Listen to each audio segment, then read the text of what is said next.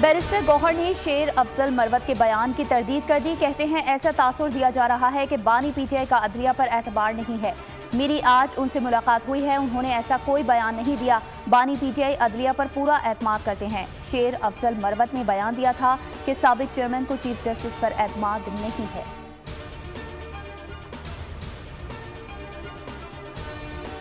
शाह महमूद कुरैशी मुल्तान के इंतखाबी मैदान से बाहर। इलेक्शन ट्रिब्यूनल ने कागजात नामजदगी मुस्तरद होने के खिलाफ अपीलें खारिज कर दी।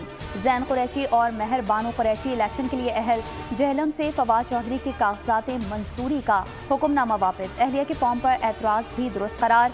नवाज शरीफ के कागजात नामजदगी के खिलाफ अपील मुस्तरद। NA 242 पर अपील पर शहबाज शरीफ को नोटिस। सवाबी से असद कैसर की कागजात नामजदगी मंजूर। सरगोधा से मरियम नवाज को इंतखाबी मैदान में उतरने की इजाज़त। 2 हलकों पर तैमूर सलीम झगड़ा के फॉर्म भी दुरुस्त करार।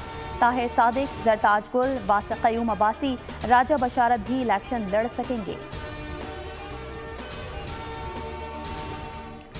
9 मई की एक और तहलका खेज वीडियो। शरपसंदी के नाकाबिले तरदीद सबूत। फैसलाबाद में बलवाइयों ने हसास इदारे की बिल्डिंग और army selection and recruitment centre की इमारत पर चढ़ने की कोशिश की।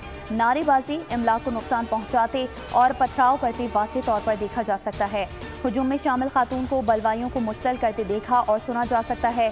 सियासी जमात के शरपसंद अफराद अफवाज पाकिस्तान से मंसूब बैनर की बेहुरमती और साइन बोर्ड तोड़ते नजर आ रहे हैं।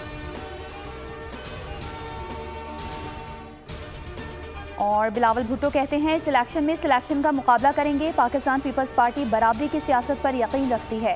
पीपल्स पार्टी लाहौर शहर और सूबे की तकदीर बदलेगी। मेरे नाना ने लाहौर में पीपल्स पार्टी की बुनियाद रखी थी।